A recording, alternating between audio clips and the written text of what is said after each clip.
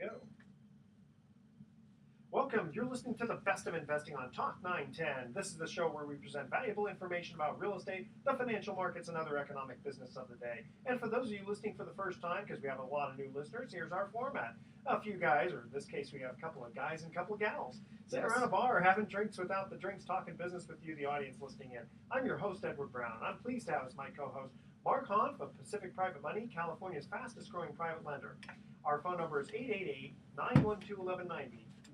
Write that number down, 888-912-1190, because you're going to use that number to answer the trivia questions for 3 vacations given away during each commercial break.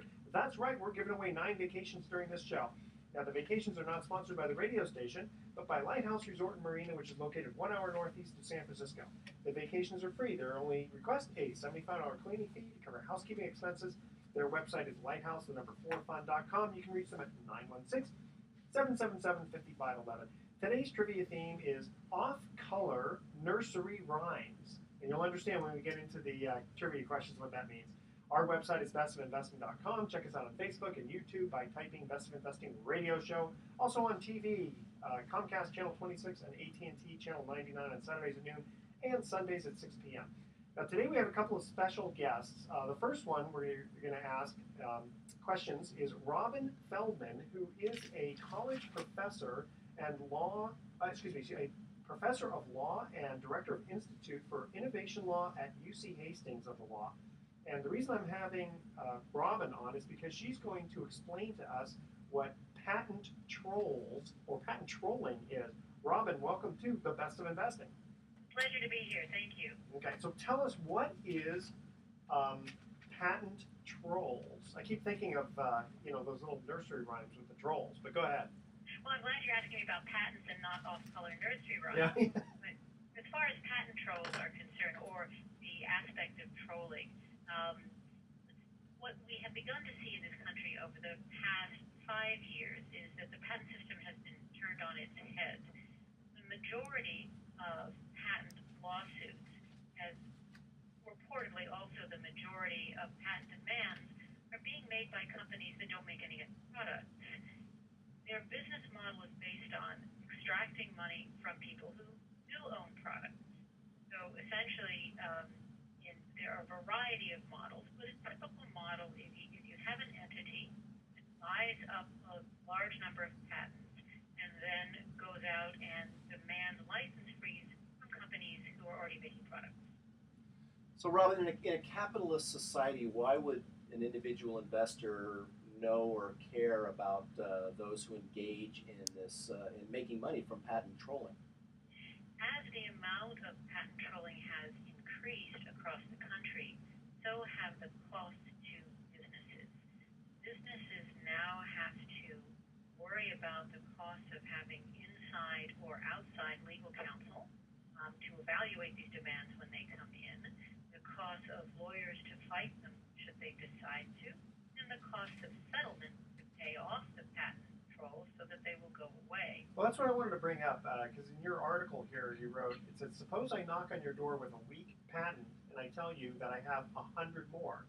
You may be tempted to fight the first weak patent, but you probably don't have the stomach or budget to fight 100. I mean, that's a big problem. That's scary. Yeah, that is scary. It kind of reminds me of those, the ADA attorneys who sue everyone just because, that something is 6 inches off from what it's supposed to be. It's not just scary for you, it's scary for companies out there as well. It's very difficult to know what a patent covers, and it will cost you millions of dollars in attorney's fees to find out.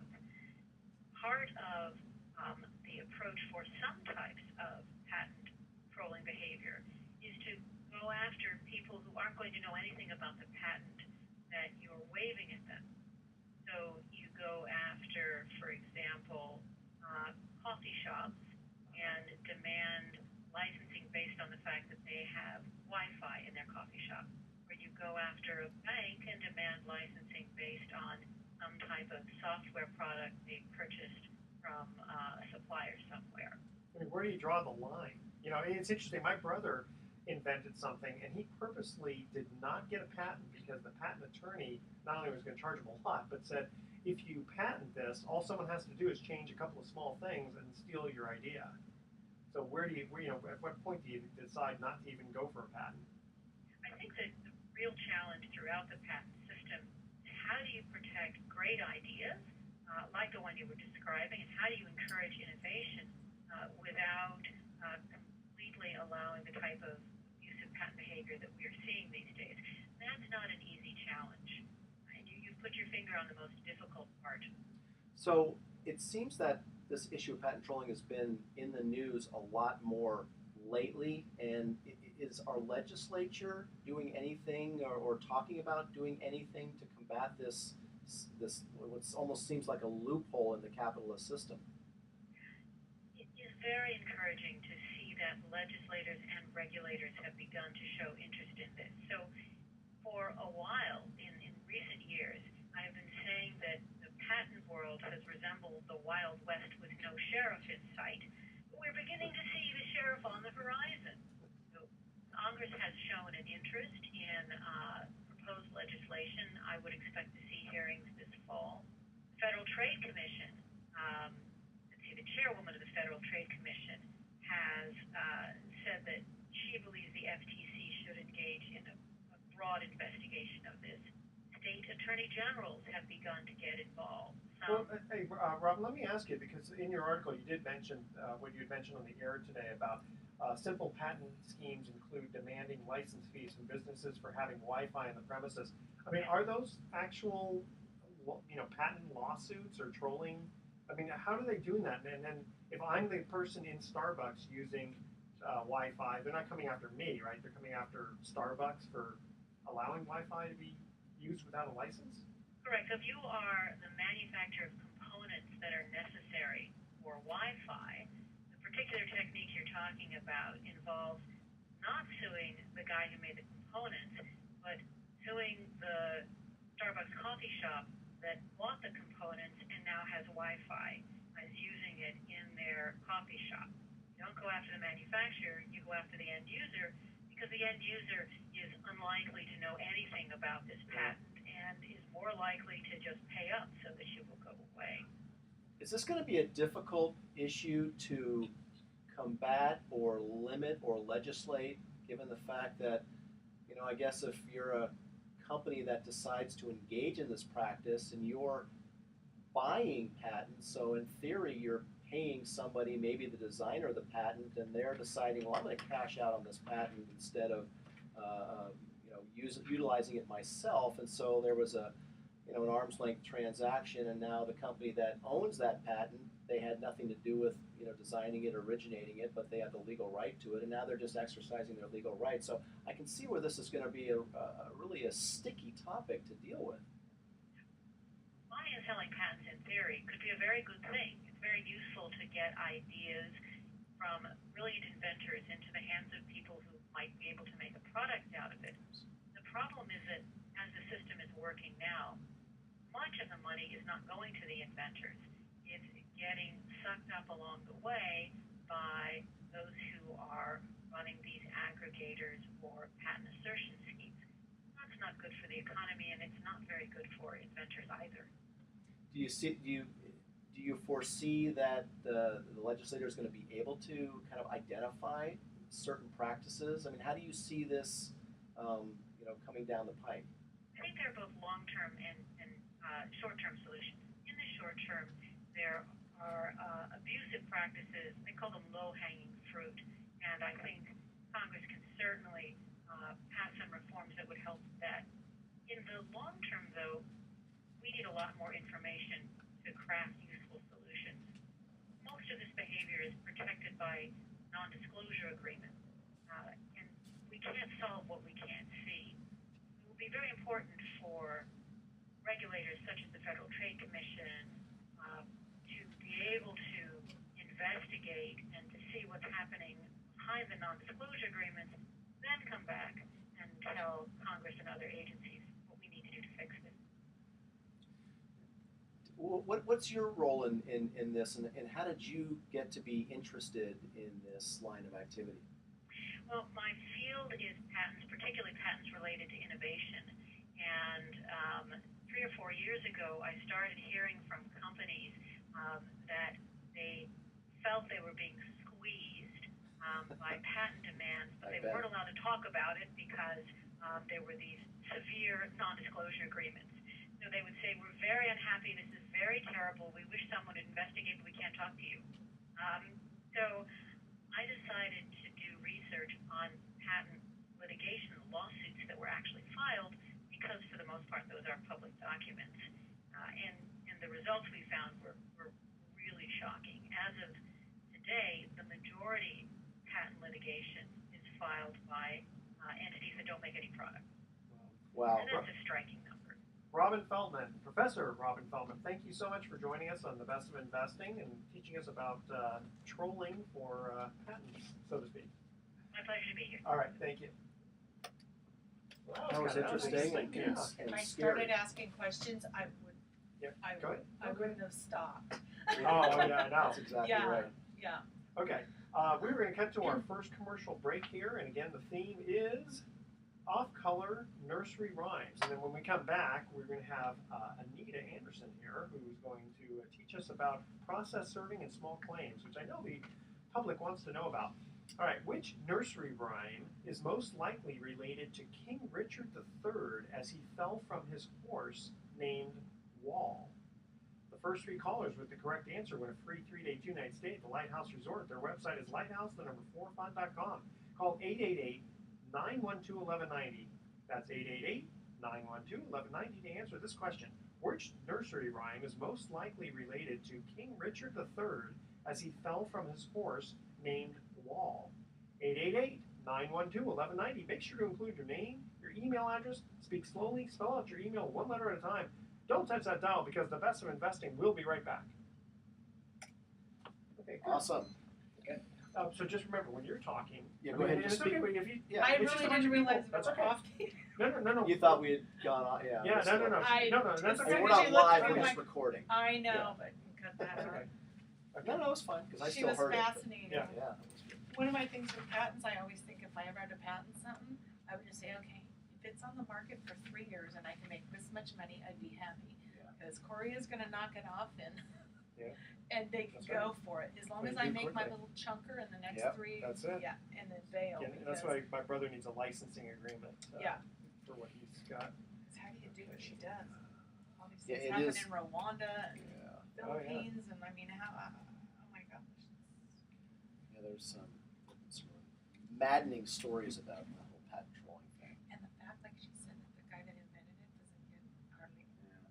Well, it kind make of money from his little invention or huge invention. it's kind of ridiculous of these companies that Some of these are what she was hinting at is they're patenting processes that really shouldn't be patentable in the first place, and then they're buying these things for whatever pennies on the dollar or from companies that are defunct. What do you mean, like processes? Processes like serving up Wi-Fi in your restaurant, like that's just not that's just a providing patentable activity, yet Yeah. someone filed for a patent and got it from some Yahoo patent office, and now somebody else buys it, and now they're exercising the squeeze on every restaurant or coffee shop that Yeah. has Wi-Fi, when it should just be The only patent that should be had in that case is the guy that invented the Wi-Fi right, transmitter gets and receiver, right, right? And Right. captured that little right. string And when of you buy it, airplanes that right, went. exactly. Yeah. When you buy the Let receiver, me you move this a pay little closer taxes. to you there. Go ahead. Remember, you want to be about this far away, and don't Well, you touch can the hear mic. yourself, so yeah. Yeah. So it's Oh, but if it can sounds you good prep in me? your ear. What are you going to Yeah. ask me? Okay, so let's come back Ooh. here. Yeah. Okay, good. You have your email there. These are my nuts to my brain. I say, why do we need a process server? Mhm. If I want to sue someone, why can't I just go ahead and sue myself or serve the person myself?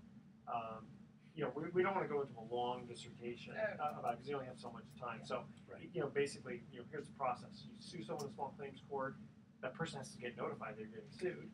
So someone has to give it to them. You can't give it to them Or yourself. in any court, superior or whatever. Yeah. When Yeah, when that's you right. Yeah, sue that's right. someone, regardless of when you sue That's them a or good how you point. sue them, you need to serve them. And then, getting your judgment and then going after them.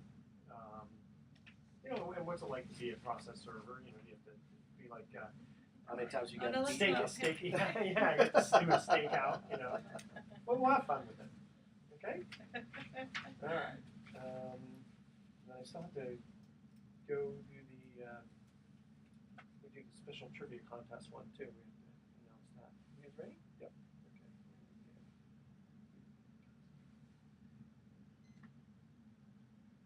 Welcome back to The Best of Investing. I'm Edward Brown, your host, along with Mark Hanf of Pacific Private Money. When we cut to the first commercial break, we asked this trivia question. Which nursery rhyme is most likely related to King Richard III as he fell from his horse named Wall? Anybody? Well, it wasn't a kind name they came up for him, Humpty Dumpty. Humpty Dumpty, that is correct. Yeah, because apparently he was a hunchback and he was hacked to pieces during Battle of Bosworth Field. And so they said, Lovely. the king, all the king's horses and all the king's men could not put Humpty Dumpty back together again. It's scary when you know what's the truth behind some of these well, don't worry, children's we got a couple We got more. more. We got Stay more. tuned. Okay. Now, just real quickly before we introduce Anita here, we did have a special trivia contest last week where That's we right. asked this question: a fourth of men do this in the bathroom. What? What's the answer to that? Jay? Cry. Isn't that was a tough one? And what we do have Someone a winner. guessed that? Someone guessed it. Jackie from Pleasanton. Okay, the Ritz-Carlton, Laguna Niguel premiered as the first luxury beach resort along coastal Orange County. The hotel is the premier destination for travelers who desire a playful approach to Southern California's luxury and is located halfway between Los Angeles and San Diego. Check them out. www.ritzcarlton/lagunaniguel.com. Congratulations. Yeah, it's a beautiful place. Okay, now our next special guest is Anita Anderson, who is a process server. She's going to teach us a little bit about process serving, small claims court issues, which you pointed out doesn't have to be small claims. You always have to process serve Yeah, someone. any lawsuit right? requires someone to serve the person The they're suing. defendant. Yes, Anita, welcome to The Best of Investing. Thank you very much. It's great to be here. Okay, so tell us, what's the process? First of all, why do we need process servers? Well, you know that thing called the Constitution? Yeah. Okay, well, it guarantees you that due process of law. Okay. And if you are suing someone, that person you're suing has the right to stand in front of a judge or somebody and tell their part of the story. So legal documents have to be put in the hands of the other party. And sheriffs used to do this, but about 20 years ago, a kind of a cottage industry sprout out. And private companies now do process serving. Okay, why can't I just serve the defendant myself? Well, you can't serve the defendant yourself just because the law says you cannot. There's gotta be a There's reason for times that. when you can, but there's follow-up that has to be done after someone is served, and most people don't know how to do that. But the average everyday person could, on occasion, especially small claims, have somebody serve papers. I'm going to guess that what would happen is some unscrupulous person could go to court and say, "Oh yeah, I served them," because if they don't show Right. up, don't you get a default judgment in most Yes, cases? you do, and Okay. it's important that after someone is served that a proof of service is filled out, Okay. which is basically me putting my two fingers in the air and swearing to God that Mhm. I put those documents into the correct person's hand in the correct manner. Do you need to be bonded or insured for that You have purpose? to be bonded and insured, Both. and yes, and registered with the county. And can you obviously can't serve the person's dog or 3-year-old No. child? We wouldn't have can time you to throw get it at into 'em? that today, but yes, you can throw it at them. Yeah, you probably have to But sometimes. you don't necessarily have to see them, or you have to see them, but you don't have to put it in their hand. Really? So- Depending on the diligence that you've done prior to that. Okay, when I hear So that, you're at I'm a thinking, stakeout. yeah, exactly. Well, I'm thinking that, and then you see the guy So in someone's the head window. is hanging out a window, Yeah. and you're like, "Are you Jeff Jones?" And they're like, "Yeah, I'm Jeff Jones." And I would say, "Well, I've got some legal documents." "Oh, well, I'm not coming down to get those." "Okay, sir, I'll put them right here at your front door." Or I'm not Jeff Jones anymore. That is a legal serve. Wait, no, I'm not.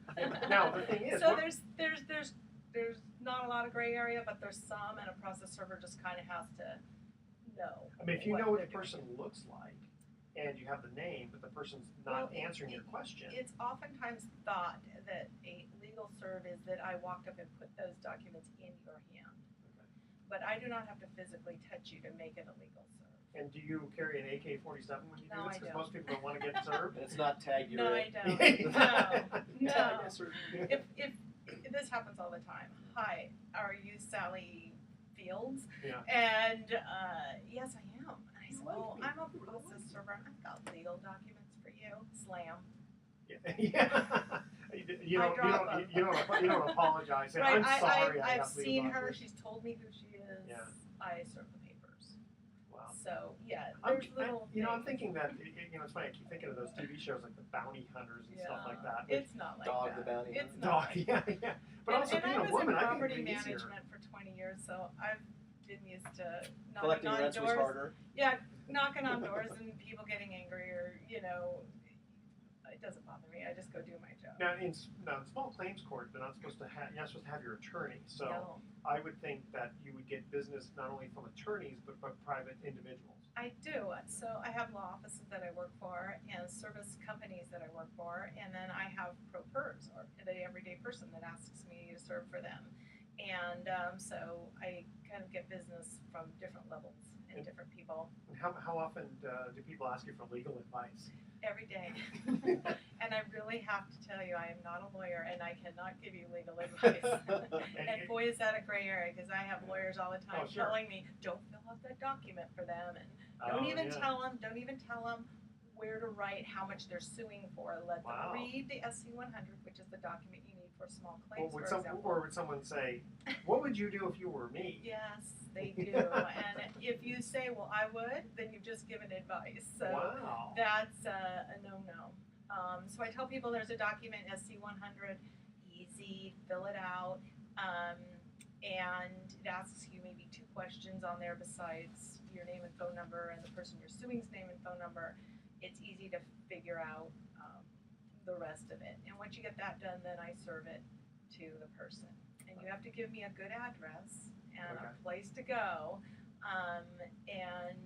The So- address on the documents doesn't necessarily have to be where I'm serving them. Oh, interesting. Okay. Yeah. But now, okay. So what's the rest of the process? You go ahead and serve. I And then what? serve, and then I fill out a proof of service that has your description of you on it, white, male, 40, Okay. something. I go through the whole thing. And Well, thank you. I just turned approximately. 50. And you file with the court, or and then I go to the courthouse and do that. Okay, so that your service. And that includes is not doing that too. something that a process server has to do for you after they've served the papers. But with my service, I will go to the courthouse for you. A lot of people, who wants to go to small Yeah. claims court? Sure. So I tell them, this is what I can do for you. I'll take the documents, I'll stand in that ugly line at the courthouse, I'll get it stamped, and I'll serve it for you. And what does it Wow. cost?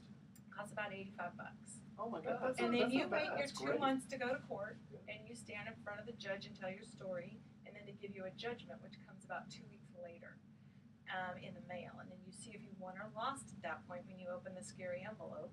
Okay. And then you scratch your head because there's no check in that envelope. And Yeah, you're wondering, exactly. well, why isn't my $9,000 in the envelope? Well, you have to go chase your money at that point.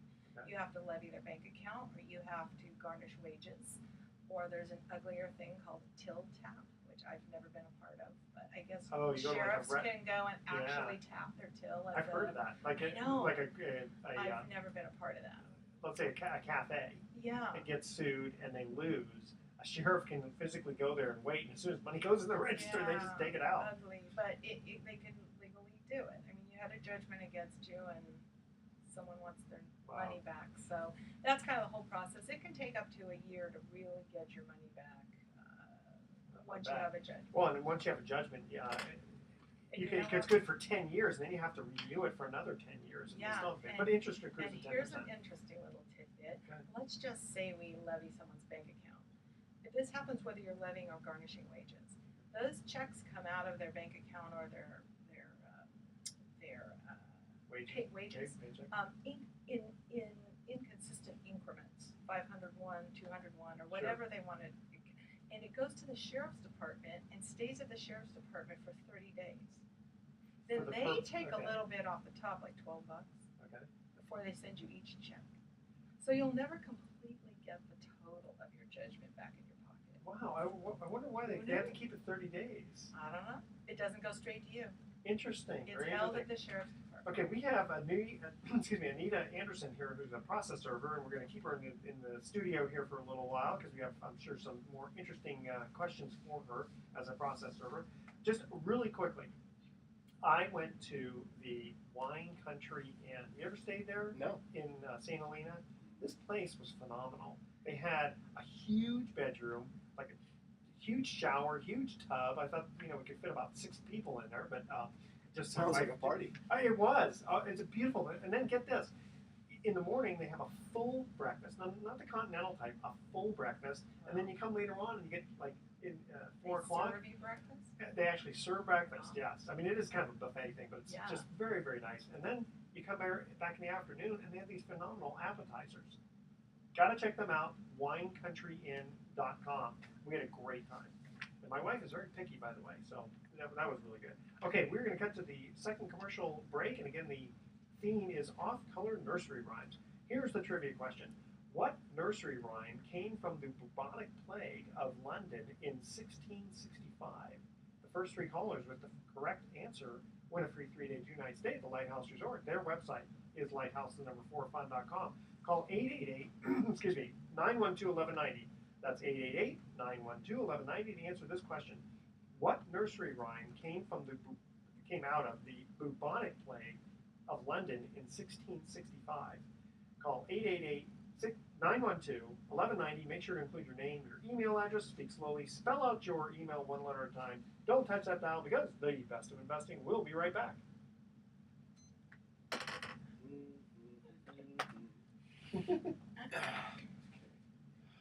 Having fun? Yeah. Good. And just as a reminder, just always be about like this. Close, huh? Yeah, because Okay. I see the thing and it's going like really Okay. small, and I have to kind of, and then if you get really Yeah, loud, it yeah. goes. I have a loud voice, and I'm always That's okay. feel like I'm gonna blow parts of it. Are you a loud talker? My wife is on the cell phone. Always. Oh, really? My mom's like, Yeah. I gotta hear you. She'll be in the restaurant, like just screaming into her phone, just on a normal I conversational just mode. normally talk loud. I'm running out. I'm so embarrassed. Is I her can't help hearing it. bad, or does she just doesn't realize? She's just a loud talker. It's a sickness. I don't know. People have it and they can't get rid of it. She screams into her cell phone. Yeah, that's bad. I know how to temper it. I just know I naturally have Hey, your voice is not that yeah. loud. Not for this. If you can excuse me for 2 seconds, I can go. Major calls. Yes. We're live at 30. Yeah. What's happened before? Do you do live radio?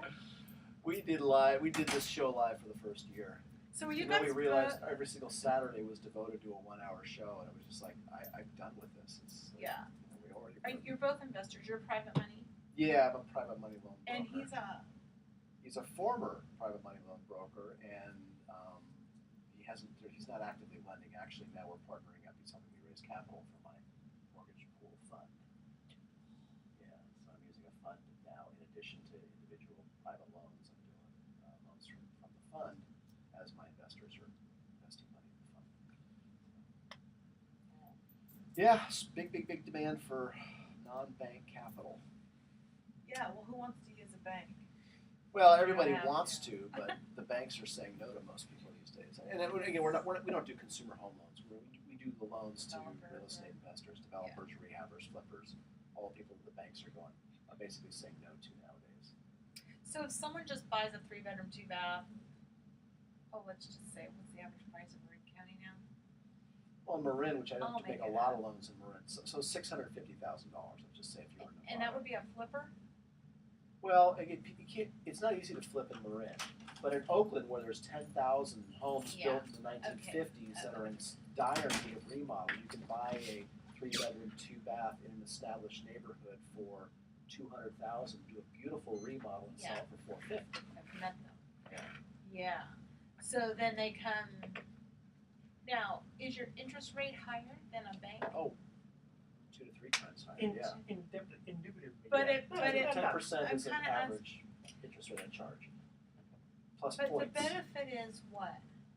Fast, I can close by next Friday. Stated income, very low documentation. Basically, you describe to me who you are in the scenario, and I can basically tell you yes or no right then and If there. you're a risk or not. And that's And then they pay you back over the same kind of period? It's As, interest-only payments for as long as they have the loan, and when they sell the property, they pay off the loan. Or refinance with a banker. Oh, Yeah. because they're flipping. Most people are flipping. Ah, 75% of the capiche. loans we make are short-term they pay it off within a year. That Oftentimes makes within 6 months. You guys didn't cheat. Look at my notes. It's short-term capital. No, I just was picking his brain. No, I mean for my trivia. Yeah, 'cause she's also a real estate Oh, no. agent. Yeah, but or I'm broker? a year into it. I'm not any. Okay. No, You done anything? I sold 3. Wow. I know guys that have been having licenses for 20 years were and haven't many- sold a house this year. They were like people asking me, Oh, I like, can't I need get a any realtor. listings. Can you do this transaction? It wasn't like I had to hunt and watch Oh. Yeah. it. No, I'm not gonna Just like did the brag paperwork. on. No, I just was there. I was living in Emeryville, and people were doing. Well, quite frankly, most people with licenses suck. They wouldn't find a listing if they tripped over it. But you seem to be pretty outgoing, so that's probably Well, not hard for you to I'd attract love to business. just dump into real estate, but I needed to like make money now, and so this came along, and I knew how to do this Yeah. right away. So maybe. No, I know the answer to that one. I'm pretty sure I know the answer. Say your trivia question again, just what it was. the I'll subject. tell you. It's Oh, you're horrifying. gonna say it again? I will. Most Aren't of the nursery nursery rhymes just like a nightmare? Yeah. Nursery rhymes They're are from horrible. horrific historic Most- events. most- And we And want yet to we say them teach to these little things- Sally I know, before she I know. goes to bed. Well, I know it's like And Humpty when- Dumpty is about a fat hunchback king who gets hacked to pieces. Great! And you Tell pull me off that one the again. Yeah. And the wall was his horse. I'm never gonna forget that. Yeah, I didn't know that. And I'm never telling it to another Oh, child. none of these, Ever. none of these are. You know. Well, what about the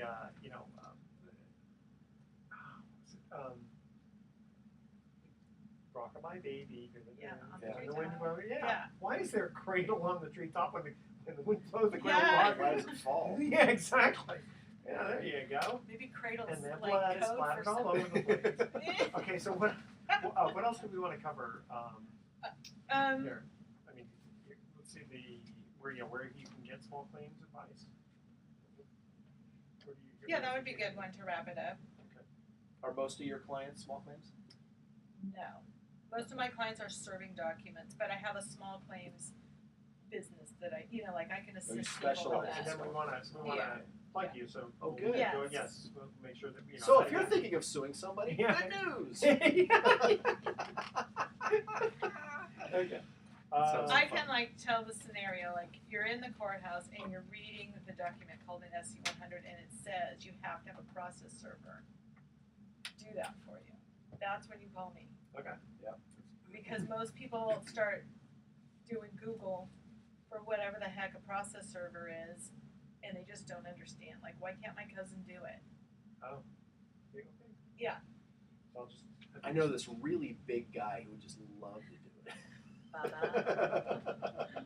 Just look at itching for a fight. Yeah, really. Yeah. Okay, ready?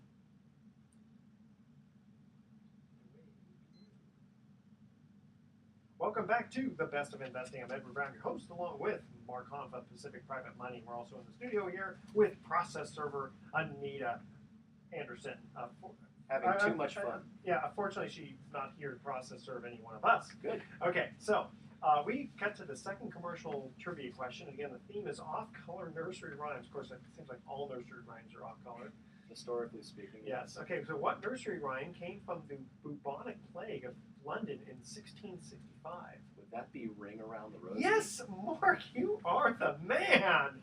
Ring Around the Rosie. In fact, Ring Around the Rosie is the red rashes in the shape of a ring. That's typical of the bubonic plague. Pocket full of posies was the bad smells. So they put flowers They to try put to flowers mask the to hide, smell. exactly, and also it was supposed to be like to ward off, any And let me guess, future ashes, Wow. ashes, burning the dead bodies. the cremation of the bodies all fall down. Basically, what would happen is the people who had the plague were sealed up in their homes, waiting for death. This is excellent. That's And- just horrific. Yeah. Now, Tell that to little Mary right before she goes to bed. Exactly. I would never tell a nursery rhyme again. now you know what's Never. interesting? Do you know how? What one of the major reasons that the bubonic plague went away? No. Remember hearing about the Great Fire of London in 1666? 1 year later, they helped get rid of all those rats. Yeah. Rats were going, man, Burned this all place the is burning. germs. Let's get out of here. Yeah. Pretty interesting. Okay, let's see. We are again in the studio here with Anita Anderson, and Anita, we want to ask you another question here. Right. Where does someone get small claims advice? I know, and we'll get into not just small claims because you do other things, other process serving. But where would they go for getting advice on that? Well, you can't get legal advice from me, that's for sure. Okay, next. But No. you can be advised by a lawyer before going to small claims court, and a lot of people tell me their story just that way. In fact, I believe that a lot of cases are divided out. Like there's a big $40,000 part of a person's situation that they need a lawyer to take care of, but there's $5,000 or $6,000 of it they could take care of right away in small claims court. Interesting. And they got this advice from a lawyer. So there's different things that happen, and I personally can't tell you whether you should go to small claims court or not. But I can direct you to lawyers that are really good at this advice, and sometimes it's worth a good phone call to find out if it's worth your time or energy or your pocketbook to do it. You can sue up to $10,000 in the state of California now. So do you find that's yourself? a nice chunk. Do you find yourself consulting for people then I in can't this regard? consult, but they think I can. So I keep saying the same sentence over and over because I do want people to get good advice Right. and to do the right thing. And I always encourage people to, bring someone to small claims court. Don't run from it. The main thing I can do as you're, getting grumpy about the fact that you have to take 3 hours out of your day and away from your business to go to the courthouse and do all this stuff, that is what I do. So I will take the docs and go to the courthouse and stand in the line and then go and get it served and bring you back the There docs. is a limitation. I mean, you can't, like, if you're going to if your court date is, January 1st, as an example, you can't serve the person December 31st. Right. So There's a what's certain the amount of limitation? days, depending on if it's in the county or out of the county, that I have to serve before the court date. Is it 2 weeks? 5 or 2, yeah, just approximately About 2 that. weeks. Depends. How but long on average does it take for you to that once the you day get hired? you give me the documents. Literally, you can. I mostly do. There is no guarantee, though. There are people I could never find, and then I maybe could refer you to a private investigator who could do that. Okay. Sometimes it's at work. Sometimes it's Yeah, at home. you have to tell me, really, to get the job done, you need to get me all the information you can, because my success is pretty much dependent on if you know the right addresses. Okay. Maybe what time they get home from work. Are they a night nurse? Are they a day nurse? Are they a night worker? The key information is huge, Really because helps, huh? I just need to be there when they're there. And I will show up, All hours of the right, night. no, between 7 in the morning and 10 o'clock at night. Oh, that's pretty good. There's exceptions, but that's. But you don't do steakouts, not for $85. No, I don't. But do okay, so steakouts let me at all. reiterate this. But I know for how to 80 get that done. Okay, for $85, you go ahead and will do the process serving and file the papers. Correct. That's All the papers on both ends. when you say both ends. Both ends, before I've served and after I've served, I have to get that proof of service to the courthouse. Oh yes. So, because I've been in court, small claims court myself when I was a landlord, and people get up there and the judge is flipping through the papers, reviewing them. Yeah. And they'll say, I don't Where's see a proof of service here, and the guy isn't Oops. standing there. So you don't get a default. If he wasn't served correctly, you don't Yeah. automatically win. Yeah. No, Because you have maybe to he show. doesn't even know there's a case against him, Exactly. which happens all the time. So let's give you a little plug here, because that to me is very reasonably priced. Yeah. On the best of investing. Yes. Yes, $85 for this. Okay. $85 you never thought you'd ever have to spend, but you'll be glad that you did. Well, that's pretty cheap because you might get your 9,000 back, or your Yeah, or 8,000, whatever, or yeah. whatever. Exactly. It's worth the. Well, how do people get a hold of you? They can call me at 510-393-3433. Now I'm based in Sonoma County. If you get on my website, which is processservingca.com, that's processservingca.com.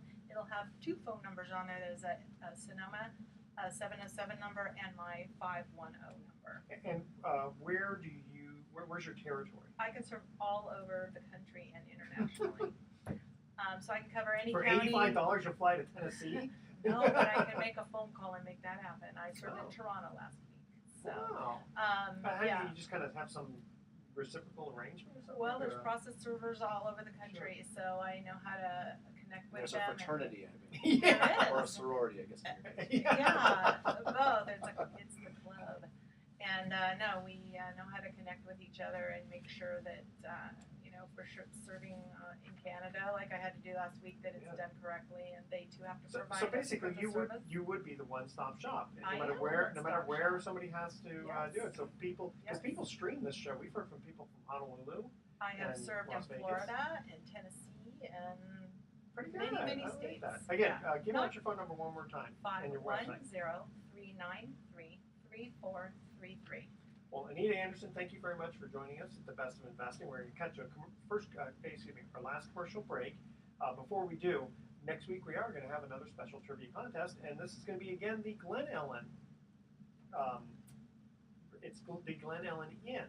So a trip to beautiful Sonoma wine country is all about enjoying delicious garden, fresh foods, drinking amazing small production wines, and most of all, relaxing with the one you love. And the perfect spot for all three, the Glen Ellen Inn, located in the heart of Sonoma Valley. You know that place, right? I do. It's beautiful. I did and- many a serve there. Yeah. In Glen Ellen, not at the winery. Oh, okay. Fabulous place. It is very good. Oh, The food's yeah. actually very good. And it's now more fully called the Glen Ellen Inn Oyster Grill and Martini Bar. And it has more wine than any tasting room, more than 600 boutique hard-to-find wines, as well as a full bar. And since they have their secret cottages just steps away, stay the night and enjoy your own private fireplace, jacuzzi, tub, oversized shower for a truly romantic getaway. GlenEllenInn.com. Okay, here's our third and final trivia question at the commercial break. Again, it's off-color nursery rhymes. Which nursery rhyme relates to the beheading of King? I got to tell you, these were off-color. The beheading of King Louis XVI and Marie Antoinette. The first three callers with the correct answer won a free 3-day, 2-night stay at the Lighthouse Resort. I guess that's from Grimm's Fairy Tales or something, right? The first three callers, okay, so their website is lighthouse4fun.com. Call 888-912-1190. That's 888-912-1190 to answer this question. Which nursery rhyme relates to the beheading of King Louis XVI and Marie Antoinette? Make sure to include your name, your email address, speak slowly, spell out your email one letter at a time. Don't touch that dial because Mark's going to be talking about some very interesting things that are going on in real estate. We'll be right back. That's right. I am. Yes, you are. Do you know yes, the answer you are. to that? That one I don't know. I got 2 out of 3. Yeah, you did good. Okay. Do you work on this desk or is it always a studio? No, I work here too. Huh? I work here too. Oh. Do you have an email question? Yes, I do. Forgot to mention that. Is there any sales commission if I invest in your fund? Sales commission. What's the minimum someone needs to invest in their fund? 50,000, and they have to be accredited investors. It's, I unfortunately, read my Robert Kiyosaki books, you know. You did? I did, all 14 actually. Yeah. Are you Is that how really? many I books he did. has? Not by him, some are his advisors. You know, So, I go be a back and process forth. server. I go back from Yeah. being a fan to a non-fan of Robert Kiyosaki. He's interesting. One time I heard he was one of those that believed that because of all of the pumping of capital that we did during the 2008, all that stuff, and the Feds, he was one of those guys that was subscribing to the doomsday theory that we're going to have runaway inflation and hyperinflation, and everybody buy gold and stuff. And I just think that's total quackery. I don't think there's no basis in any possibility of that ever happening. But there's a lot of people out there running around screaming Chicken Little. Yeah. And When his first book came out, I just thought it was great and easy to read and easy to probably a great learn. guy. And maybe I'm off Student base. talked to him at a convention once. I worked you at really? a booth there. He's 6 feet tall. He's really tall. Really? Yep. Oh. And great, nice guy. His wife Kim is just cute as a button. Yeah. And He's always a guest on the Real Estate Guys. I sometimes he listen is. to that show. I love those guys. Yeah, that's good. Oh, good. Well, you Although gotta they love used to us be too. here, they used to be I here love in you too. California, and I used to be part of their club in San Jose. And then, of course, the market too. turned, and a lot of their investors lost everything, including a lot of people that worked for them. Yeah. Lost everything, and they upped and moved to Texas. I can't believe you know that. So when they first started, I was in the club with Robert Helms. Mm-hmm. In the club, that sounds bad. Yeah. I went to his investor. I went through all the training. I Right. loved it because Did I remember. you and go to I the bought special 2 one we could buy? houses. Right, I almost did, and I didn't. And Well, not that it would have I made any was- difference. I lost I was everything like- when the market turned too. So. I've been in property management for 15 years Yeah. at the time. And I was primed to buy something for the first time. I had the cash. I wanted to be an investor. It was time to make a move. 2006 or 5? 2 or 3-ish. Oh, okay, so early on. Yeah.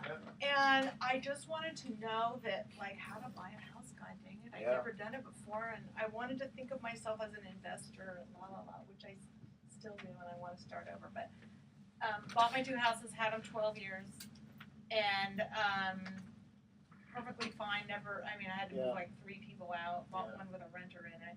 They were great, but they were upside down. So was that guy Chang? I went to see him shortly after the market started to turn, and he was sharing with the group as I was that he getting my basically- real estate license, I went to a short sale seminar, which I was like, "What the hell's that?" So I go to a all-day thing put on by Prudential, which was my my office that I was with. And it was a specialist with Prudential who had really learned how to work with the banks and massage the whole process, which was more of a nightmare 4 or 5 years ago than it is today. Right. And I kept his packet, I kept his what do you call it, PowerPoint presentation.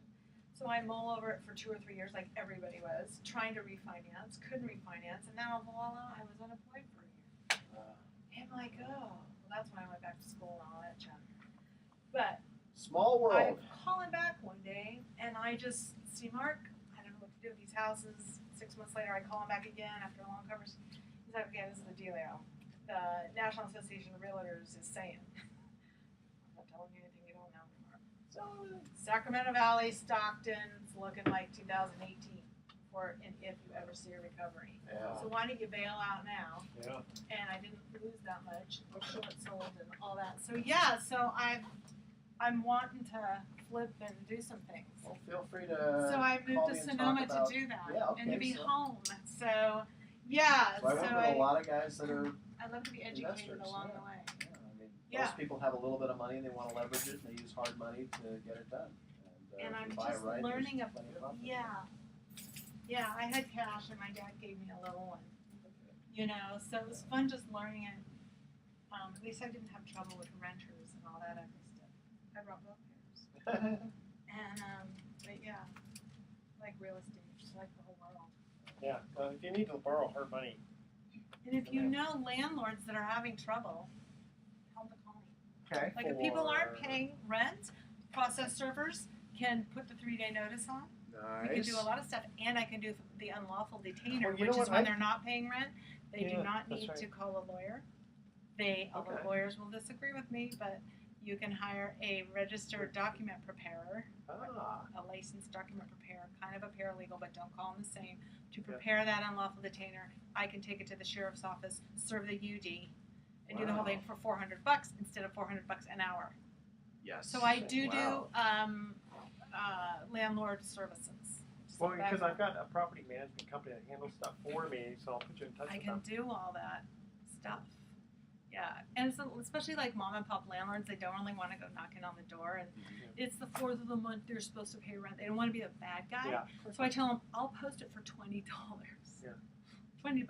Oh, yeah. The posting's nothing because I know that down the line, Yeah, if you're gonna do the UD, they'll posting definitely is need it. nothing. Like I nail it on the door, And just in case leave, they or look I up, try see to it. serve it. Whatever, I try to serve it, but. Sure. It lets them know that there's like more serious people behind the scene than That's just right. their mom and pop landlord. That's exactly it. Yeah, like don't.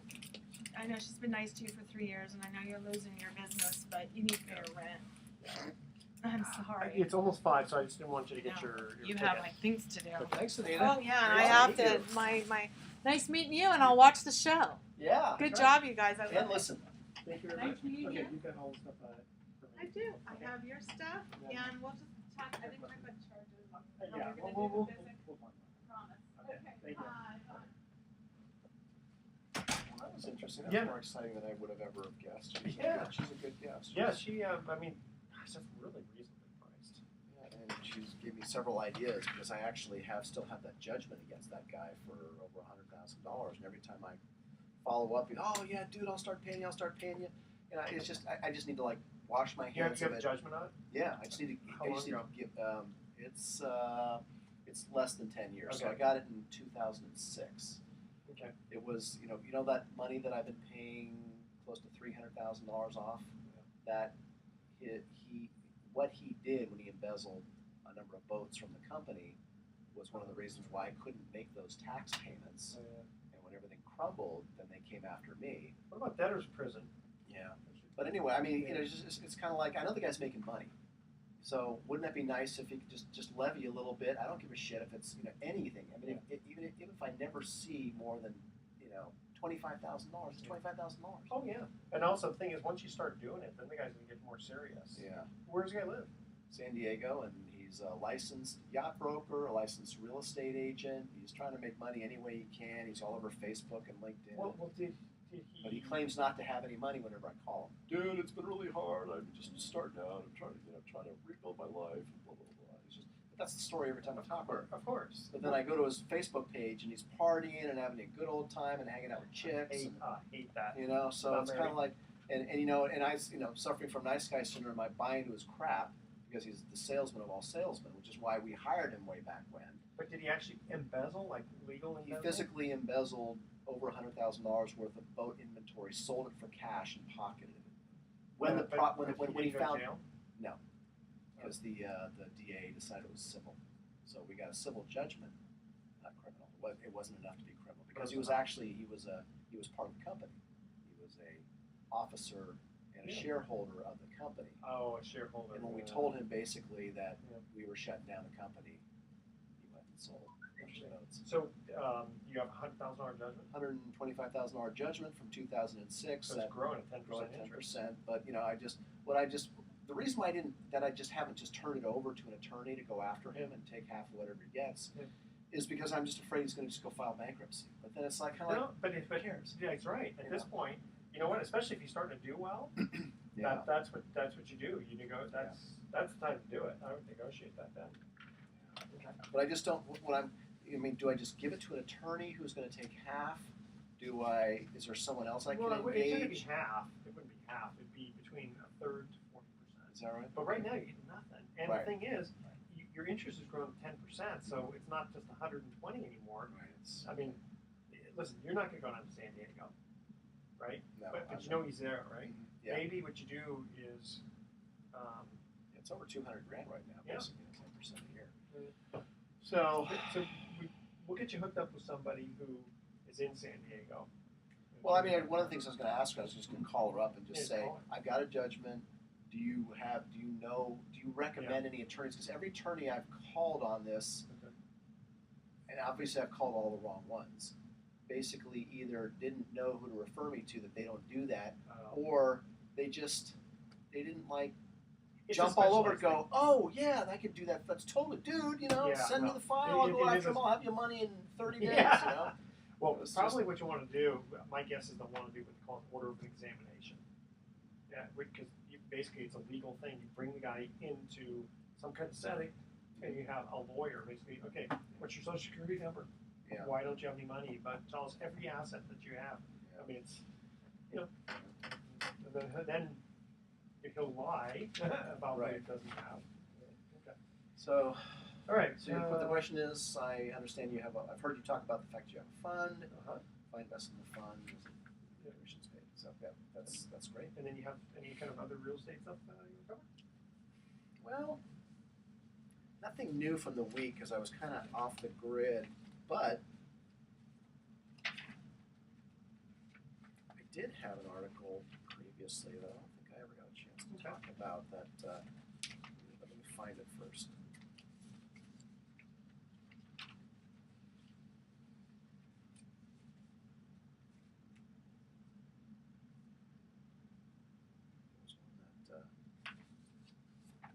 Article that blamed speculators. I don't know if we've talked about this before or not. I don't remember. The first Tuesday article that was blaming speculators for the run-up in the real estate market. Okay. Interesting stuff. Yeah. Did you do the math on the? I did.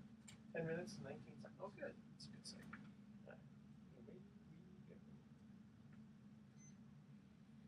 Welcome back to The Best of Investing. I'm Edward Brown, your host, along with Mark Hunt of Pacific Private Money. When we cut to the third and final commercial break, we ask this trivia question. Again, the theme is off-color nursery rhymes. Which nursery rhyme relates to the beheading of King Louis XVI and Marie Antoinette? Well, I got 2 out of 3. I don't know the answer to that one. But you have heard of this. Jack and Jill went up the hill to fetch a pail of water. So Jack coming down to losing his crown means his beheading, followed by Ernie and Toadette. For some reason, they made it Jack and Jill, and they just changed the names. Who was the guy that was writing these nursery rhymes from these horrific? I don't know. I don't know where it back? comes from. Oh my Pretty wild. Okay, Mark, we got an email for you, and then I know you've got a couple of interesting things on real estate. So, a question comes in from a listener. It says, I've heard you talk about your fund. I haven't invested yet, but I wanted to find out ahead of time. Is there any sales commission? So, my name is Mark Hanf. I'm president of Pacific Private Money, for those of you who just tuned in. And the question from the listener was regarding a mortgage pool fund, which we've been talking about on the radio last several weeks. There's 2 ways that you can participate in what's known as mortgage investing, where you can earn 8% or more using your savings or retirement accounts. And you've heard us talk on the show before, if you're a regular listener, about trust deed investing or note investing or private lending. And there's also a way to invest your money in a similar fashion, but it's through a mortgage pool fund where you don't have to worry about directly or concern yourself with directly investing or trying to directly invest in an individual note. Instead, you would invest in a pool of capital that is then operated by the manager, and loans are made from that mortgage pool fund. It's a more passive way, and yet you can get nearly the same returns as you can from an individual note. Some might even argue that you might do better in a fund than an individual note, because today's notes oftentimes are short-term and are paid off very quickly. So you might invest in a note that pays you back in 6 months and you're back to cash again. So mortgage pool funds are a nice alternative where your money works for the entire time that it's in that fund. And so, for example, we've been collecting investor capital on this fund for the better part of this year, and we have a 24-month minimum investment period, which for most people is not a problem, because that's a nice kind of, it's not too short, it's not too long, it's not 12 months, and it's not 5 years. So it's a nice kind of easy number to digest. And so we ask people who invest in our fund to keep it in there for at least to plan on keeping it in there for at least 2 years before they make a redemption request. By the way, listeners, I wanted you to know that I personally have invested some of my IRA money in Mark's fund. Yes, you have. Yes, you have. Your IRA Services self-directed IRA account. In fact, we have about half a dozen investors who are IRA Services clients. IRA Services is a company that allows you to open up an IRA account and self-direct. So self-direct means you can buy real estate, you can invest in trust deeds. Yeah. Well, you don't need to self-direct for stocks and bonds, but if you want to buy real estate or invest in alternative asset classes like mortgage pool funds or like real estate or trust deeds, you do need to have a self-directed account through someone other than Merrill Lynch, Schwab, or But the nice thing your about bank. IRA Services is that they'll hold all of it for you. They So will. You don't have to have multiple That's true. That's true. custodians. Yeah. So getting back to the question, so a listener Sales writes, they've heard us talking about investing in a mortgage pool fund and our sales commissions paid. The answer is no. So what's great about mortgage investing, whether through a mortgage pool fund or through individual trust deeds, when it's done properly, meaning you're investing through a known, licensed, legitimate broker like Pacific Private Money, it's a no-load investment. It's 100% no-load. So if you invest $100,000 in our mortgage pool fund, every dime of that goes to work. There's no commissions paid. When you do a redemption request, you get every dime of that back. And while that money is in the fund, it's earning at the stated rate, which at this point we pay a preferred return of 7%, plus 50% of the overage above and beyond the profits. See, above and beyond the listeners fees. know that I am very watchful of my money, and so I've looked at a lot of mortgage pool funds in the past, and that's the reason why I chose yours, because I like the fact that there's no sales commission. 100% of it works for me, and at some point I can decide I want my money back. Right, and we're looking at earnings of around 8.5% on the payout, which for a passive investment is just phenomenal in this market. And you get diversification because it's in the pool of more than just one of the assets. And the reason we're able to pay out that high an interest rate is because real estate investors who are buying, fixing, and flipping real estate here in the Bay Area generally cannot borrow from banks because the banks are really just making consumer home loans these days. Ever since the market crashed in '08, we had the subprime meltdown and all that stuff. Banks largely pulled out of the lending market for real estate investors, and plus they don't like to make short-term loans anyway. So they come to companies like Pacific Private Money, who make privately funded loans, also known as hard money loans. We charge them anywhere from 9 to 11% for the short-term use of that money, and they go out and they buy fix and flip property. They make a profit, even though they're paying 10%, which sounds like an ungodly amount of interest to pay for a loan, but it helps them leverage the capital they have so they can buy either more property or do several homes at the same time, or buy a more expensive property. So it's a win-win. The real estate investor who's borrowing the money, I won't say they're glad to pay it, but they're glad to have access to capital that allows them to buy fixed and flip property. And it sounds like it's only going to get better for you because regulations are getting more harsher.